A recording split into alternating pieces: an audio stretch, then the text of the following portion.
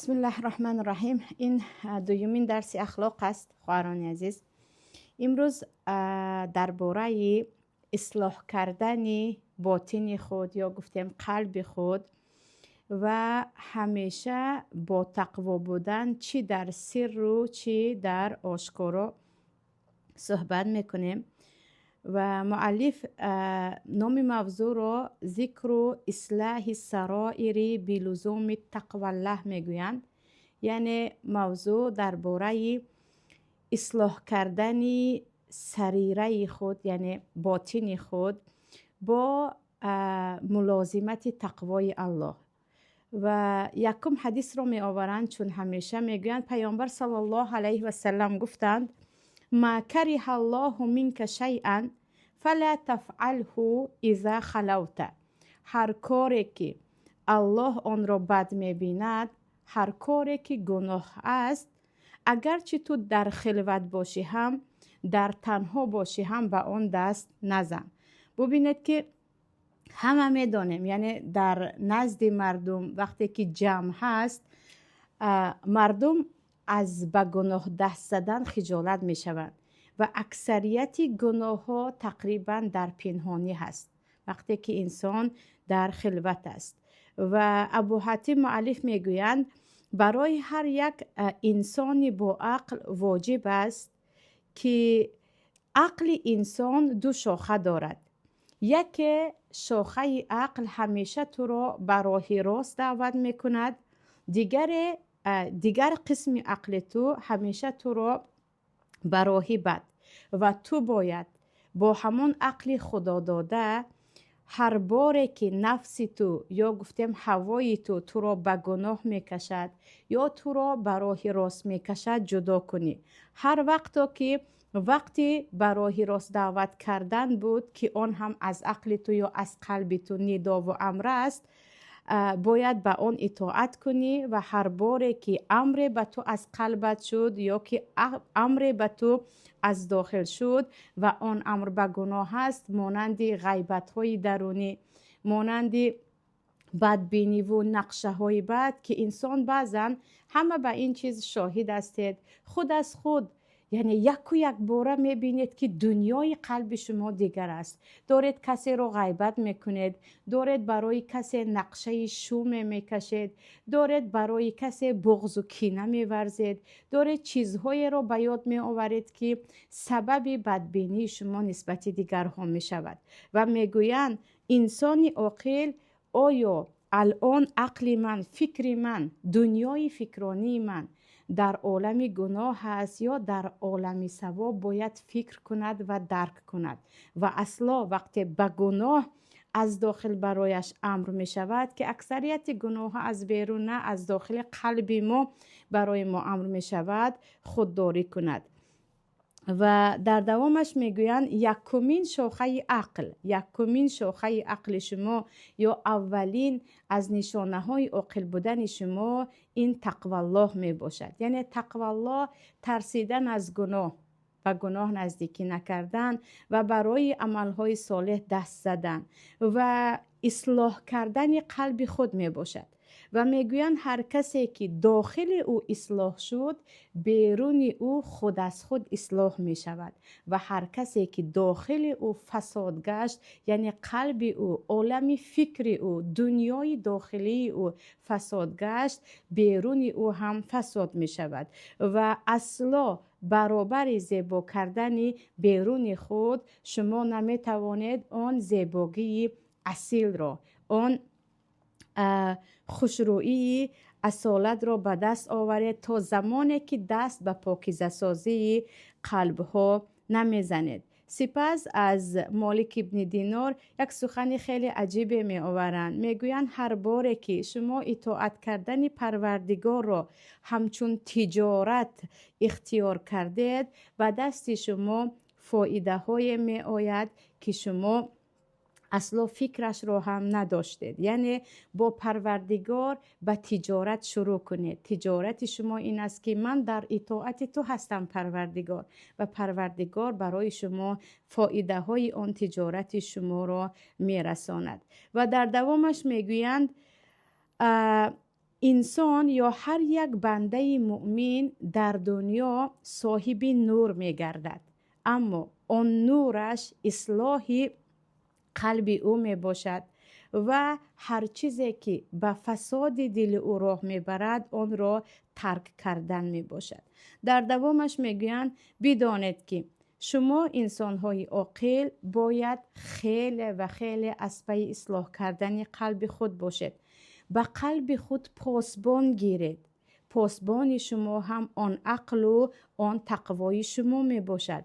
پاسبانی که در قلب شما هست باید بداند که الان به قلب چی داخل شده ایستاده است، چی بیرون شده ایستاده است. قلب از پی کدام حرکت است، از پی کدام خاموشی هست. زیرا هر چی در دنیا دارید و ندارید، آرامش شما، حسیات خوشحالی شما از همان قلب صلاح شماست یا از قلب فساد شماست. یعنی میگویند شما قلب‌های خود را پاسبان باشید. نگذارید که به قلب شما فکرهای بد رود. به قلب همیشه فکر می رود. نقشه های خیلی گفتم بد و گناه می رود. همان گونه که خانه خود را پاسبانی میکنی، همان گونه که بدن خود را پاسبانی میکنی که ضرری نرسد، به قلب خود هم پاسبان باش و بدان وقتی قلب تو در اصلاح یا گفتیم وقتی قلب تو در دوری از گناه زندگی میکند، حس خوشحالی در همه وقت همراه تو هست. برعکس این وقتی قلبت را به حالش گذاشته، قلب تو هیچ پاسبانی ندارد، هر فکر و خیال، هر بدی و وسوسه دارد داخل می شود و بیرون می شود، بدان که در بهترین خانه ها زندگی کنی، در بهترین شهر و دولت ها باشی، یک غم تو را فراگیر است که از آن خلاص شده نمیتوانی، یا به زبان مردمی ما یک زیقی تو را فرا میگیرد که میگویی چرا همه چیز دارم و باز من زیق هستم، چرا کسی از نزدیکان من در بدبختی نیستن اما من حس بدبختی دارم. اینجا مشکلی در قلب هاست. شاید دروازه قلب گشاده است و هر چی دارد داخل او می شود و هر بدی که هست از آن خارج می شود. تو باشی دروازه آن را گشاده و به آن اهمیت نمی دهی. در دوامش می گویند انسان عاقل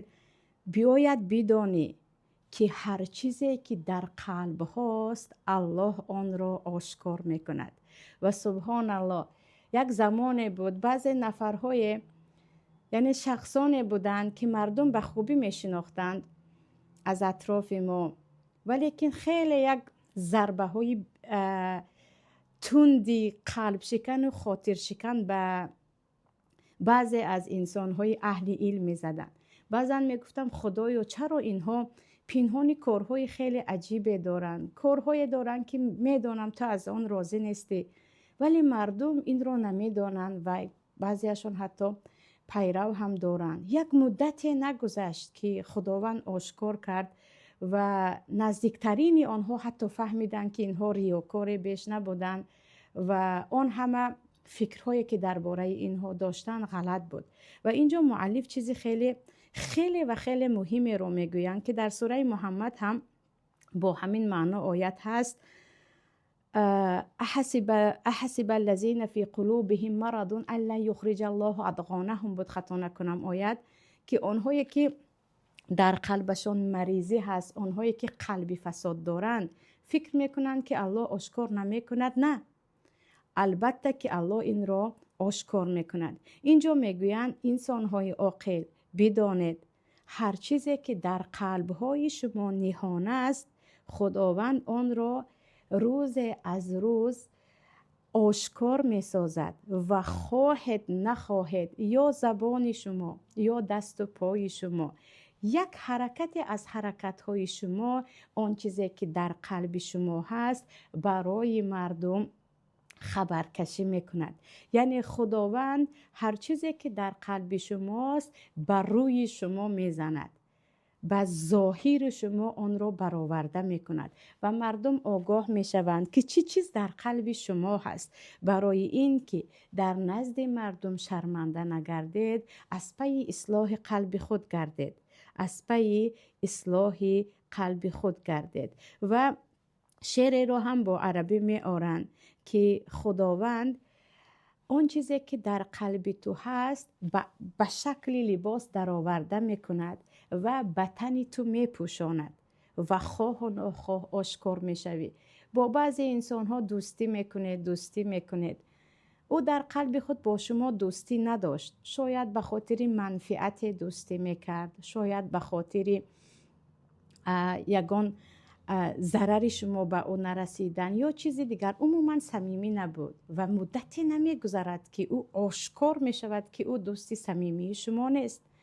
با بعضی انسان ها گمان های بد داریم، میگویم به من نمیسوزد یا انسان خوب نیست. مدتی نمیگذرد در او یک چیزی رو مشاهده میکنید که به خود هزارها بار طعنه میزنید که چرا درباره او فکری بد کردم. و خداوند میگوید انسان‌های عاقل از روز شرمنده، ببخشید مؤلف میگویند هی انسان‌های عاقل از شرمنده شدن در نزد مردم بترسید، قلب خود را اصلاح کنید. هر چی شما با زبان چیزی دیگر بگویید، با دست و پا کار دیگر انجام دهید، آن چیزی که در قلب هاست الله آشکار می سازد. الله آن را به مردم نشان می دهد که تو چی هستی و عملهای شما و کارهای شما حتی نخواسته باشد هم ترجمان قلب شما می باشد. و در دوامش می گویند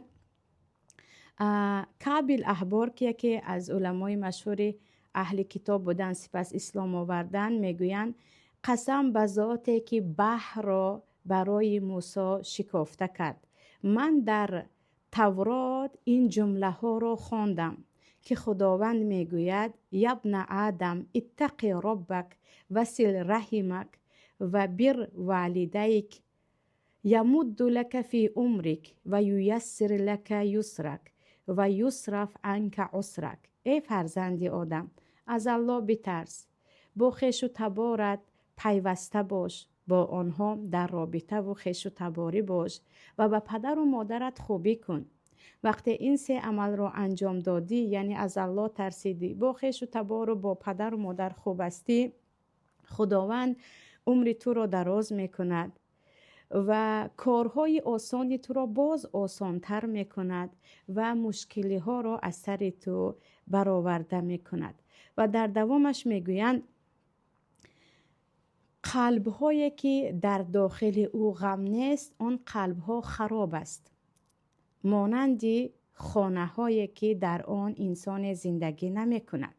اکنون ببینید انسان های نکوکار قلبهایشان برای عملهای خیر جوش میزند و انسانهای گناهگار قلبهایشان برای عملهای گناه جوش میزند و خداوند میبیند که غمهای شما در قلبهایتان چی هست.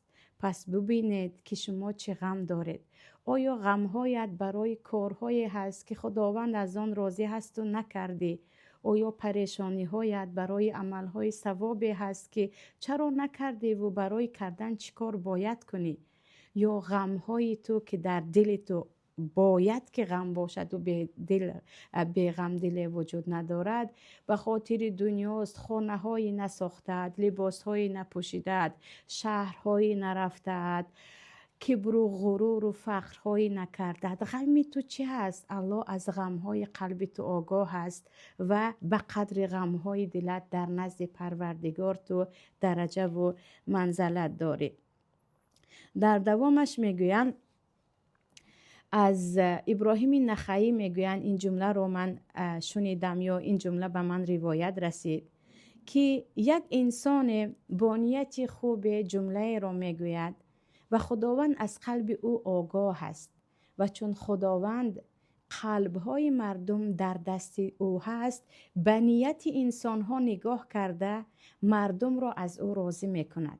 و یک انسان با نیت بد جمله را میگوید و خداوند از او آگاه است که به کدام نیت این سخن را گفت و چون الله از سخن او و نیت او آگاه است، قلب‌های مردم را بر علیه او به نفرت می آورد. یعنی آن سخنی که گفتی از نیتی کردت الله آگاه است و به همون نیتی تو نگاه کرده مردم با اون سخنت حرف میزنند.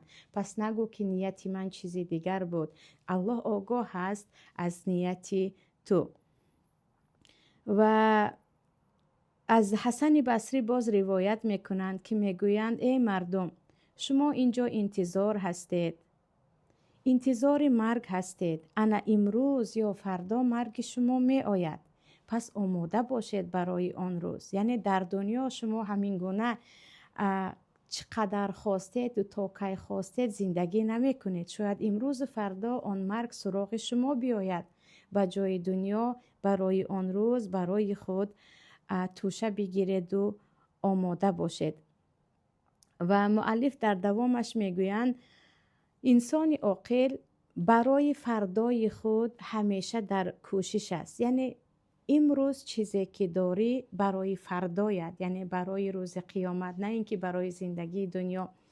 برای روز قیامت از چیزی داشتت استفاده کن، از سلامتیت، از وقتت، از پولت، از هر چیزی که داری، حتی از نزدیکانت. با یک تبسم کردن به نزدیکت، با یک مهربانی به پدر و مادر، هر چی که داری تو میتوانی به خاطر ثواب از آن استفاده کنی، نه اینکه به خاطر خودت آنها را استفاده کنی. این دو چیز از هم فرق میکند. ما انسان ها را برای خود استفاده میکنیم یا اینکه انسان ها را برای ثواب گرفتن استفاده میکنیم.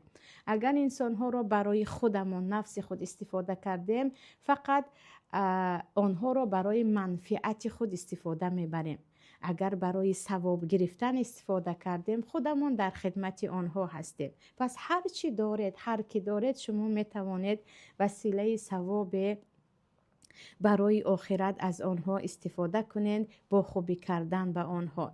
و انسان عاقل همیشه از پی اصلاح کردن قلب خود می باشد و هر خللی که هر راه فسادی که به قلب او ایجاد می کند از آن دور می شود و او همیشه در فکر است که الان قلب من در کجا هست. آیا در پاکی و پاکی یا در آلایش و آلایشی، و قلب خود را اصلا به حال خود نمی گذارد.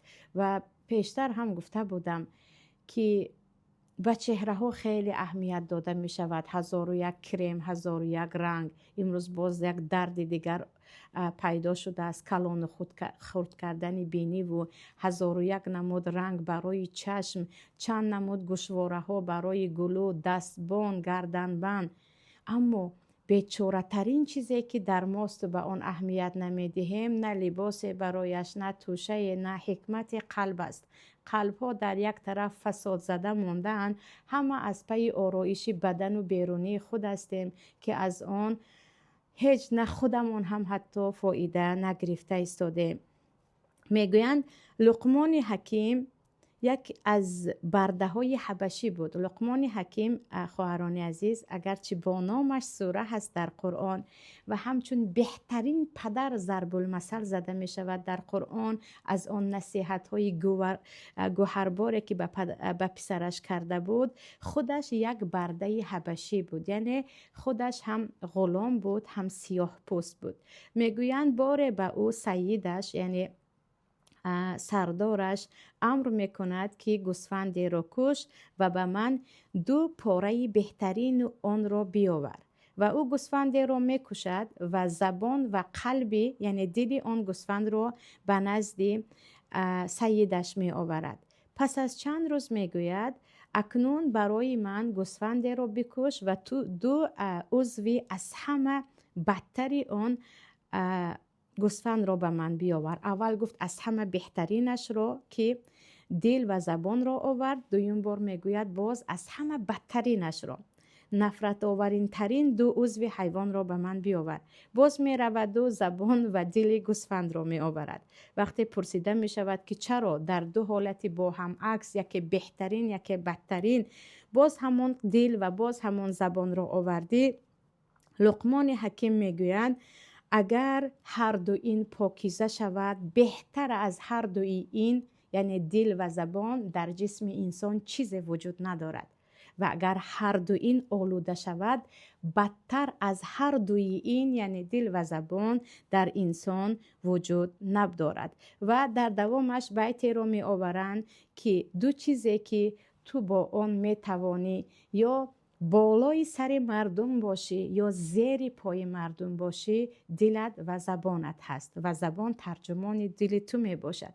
وقتی تو دل خود را و زبان خود را اصلاح کرده توانستی، آن هم با تقوای الله، خواهی نخواهی تو تاج سر مردم هستی، آرامش درونی هم داری و وقتی هم دلت آلوده هست هم زبانت آلوده هست، تو حتی در نزد شخصیت خودت هیچ قدر و قیمت نداری، کجا رسد به قدردار شدن در نزد انسان ها.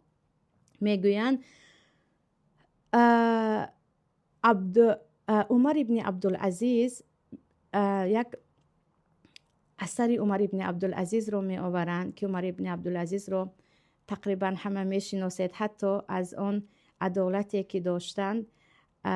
تبع تابعین مشهور نامشان را پنجم خلفای راشد هم میگویند. عمر ابن عبدالعزیز میگویند لا یتق الله عبد حتی یجد طعم الذل.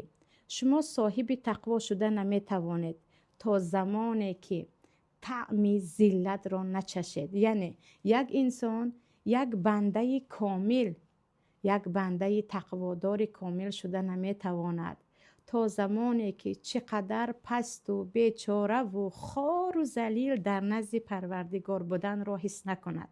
تا زمانی که تو بیچارگیت را در برابر جبار زمین و آسمان ها خداوند یگانه حس نکردی، تو آن لذت تقوا را نمیچشی. و باز مؤلف میگویند انسان عاقل باید قلبش را همیشه تفتیش کند در همه وقتها، کی قلب او غمگین است، کی قلب او آرام است و قلب او چی میخواهد و چی کار میکند، چون قلب هم همیشه به کارهای خوب دست نمیزند.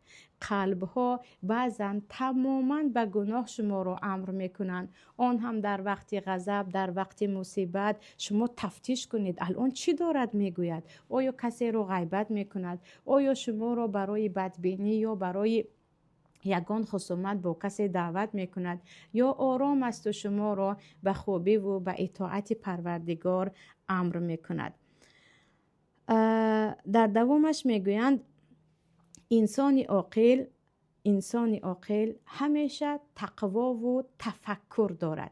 یعنی از گناه ها می ترسد، به عمل های ثواب دست می زند و این چنین تفکر دارد، یعنی فکر می کند و تفکر در آرامش انسان هویدا می گردد و هر باره که برای او مشکلی روبرو شد، برای حل کردن آن مشکلی یکم تقوای خود را کار می برد. یعنی وقتی مشکلی با همسرت پیدا شد، مشکلی در تجارت پیدا شد، مشکلی در خانواده‌ات پیدا شد، مشکلی در مسئله حتی حجت ها پیدا شد که خداوند برای تمام تاجیکان این مشکلی های حجت را خودش آسان گرداند. جایی نیست که از خواهر و برادران ما در این مشکلی نباشند، پروردگار خودش آسان کند. یعنی میگویند هر جایی که مشکلی به تو روبرو آمد، راهی حل را از جهت تقوا ببین. آیا الله به این حلی که تو نگاه میکنی اجازت میدهد یا نه؟ چون ما مشکلی کلان داریم عزیزان. بعضا همه چیز را ضرورت میگوییم و حتی از دین پریده میرویم و بیخبر هستیم. نه ضرورت است به ما اجازت است، ضرورت است نه همیشه ضرورت است. ببین که تقوا اجازه میدهد برای حل مشکلی هایت یا نه.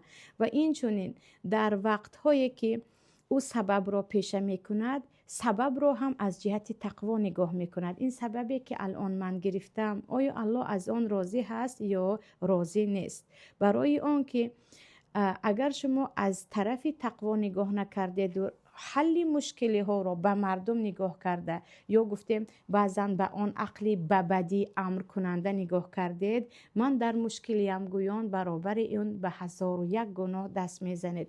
می توانیم بگوییم به مسئله های رشوه دادن، به از بانک قرض گرفتن، به دروغ گفتن، به کسی ظلم کردن، یعنی اکثریت خطاگی های جدی که در انسان ها دیده می شود در وقت گرفتاری. من گرفتارم گویان به خود همه چیز را اجازه می دهند. نه، در وقت گرفتاری خدا را فراموش نکن. در وقت گرفتاری وقتی به اسباب یا سبب ها دست میزنی ببین که از این الله راضی است یا نه، و پروردگار و من یتق الله یجعل له مخرجا وعده میدهد که تو تقوا کردی خدا برایت کشایش میدهد.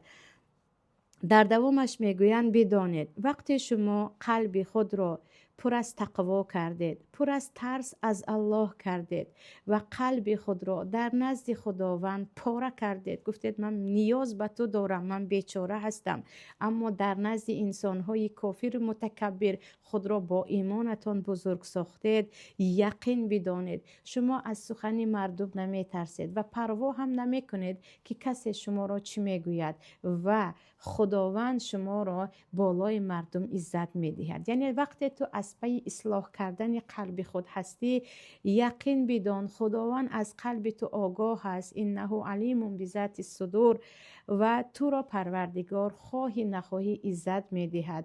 اما وقتی به قلب خود کاردار نیستی، چون الله میداند که تو او را یکسو کرده ای و فقط از پی ادعا هستی که قلب من پاک است، عزت از آن تو نخواهد شد. و در دوامش درباره قلب چیز دیگری هم میگویند. میگویند عمر ابن خطاب گفته بودند جالس التوابین فانهم ارق افئده، شما همنشین انسان‌های توبه کننده باشید، آنهایی که گناه کردند و پشیمان هستند، چون آنها خیلی قلبی نرم دارند. و در دوامش میگویند بدانید که قلب شما با نشستن با انسان‌هایی که اهل دل نیستند، اهل دنیا هستند، همیشه از دنیای خود به این و به آن تعریف میکنند، سخن هم از عقل و از آخرت و از آن چیزی که سرمایه اساسی انسان صحبت میکنند، دلها با آنها سخت و سیاه میشود. دلهای شما با آنهای نرم میگردد و اصلاح میگردد که آنها پیوسته با پروردگارشان میباشد.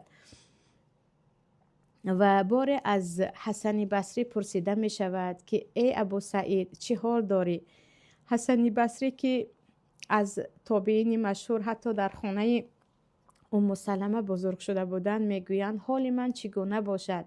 هر صبح که میخیزم من انتظار مرگ هستم و نمیدانم پس از مرگ به من چیکار کرده می شود.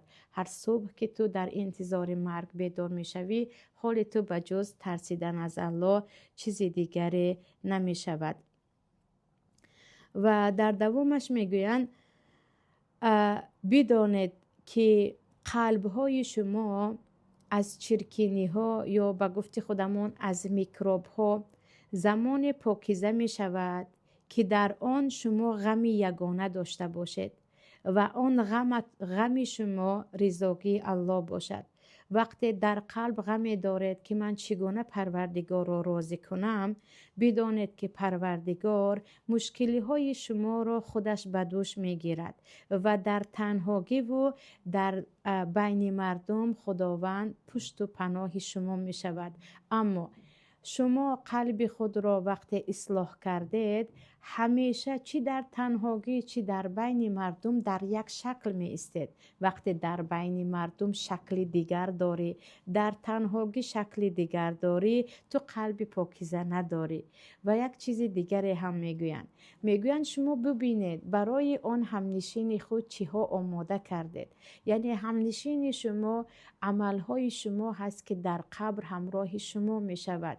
شما در خانواده خود، در بین فرزند خود، همسر خود، پدر و مادر خود، دوستان خود مهمان هستید. شما از بین اینها زود می روید. همنشین شما عملهای شما هست. با همنشین خود زیادتر باشید. یعنی همنشینی که در قبر با شما می شود به صورتی حتی یک انسان می درآید یا با بهترین صورت یا با بدترین صورت میگویند از پی آن همنشین شو که مونس تنهاگی های تو می شود در قبر. اما به خاطر فرزند، به خاطر همسر، به خاطر خویش و تبار اینقدر از پی دنیا ندو که اینها همه برای تو یک مهمان نوازهای هستند، میزبانهای هستند که زود تو را رد میکنند. تو باشه از بین اینها میروی و عقل تو زمان انکشاف یافته است که تو با دنیا نفخری، تو با فرزند و با همسر و با خانه و مال تجارت نفخری، تو با آن قلب سلیم فخری که خدایا هرچی در قلب من است تو آگاه هستی، هرچی در نیت من است تو آگاه هستی. تو میدانی غم من چیست. فخر تو باید با قلب سلیمت باشد، نه با جسم زیبا، نه با قد بلند، نه با لباس های رنگ و برنگ، نه با معرکه و با مهمانی داری هایی که امروز مردم آمدند و خوردند فردا فراموش میکنند. اما عمل هایی که نقشه های خوبه که نیت های صالحی که تو کشیدی حتی در نامه اعمال تو نوشته می شود. پس از مرگ هم قدم به قدم، لحظه به لحظه همراهی تو هستند. پس به عقل همانی هست که از دنیای خود به دیگران تعریف می کند. عاقل همانی هست که به خداوند از قلب خود شهادت می دهد که الله هم تو آگاه هستی که در این سینه من چگونه قلب است و خداوند قلب همه ما را خودش تربیه کند. و الها همان گونه که هر روز به آینه نگاه میکنیم، هر روز پیش از جای برآمدن لباس پوشیدن هر بار خود را در آینه نگاه میکنیم، به قلب خود هم نگاه کنیم که الان چی دارد میکند. چون چه خیلی گفتم آن چیزی که در قلب هاست در جسم ها هویدا میگردد و به اندازه صلاح قلب ما خداوند برای ما در دنیا و در آخرت عزت میدهد. السلام علیکم و رحمت الله و برکاته.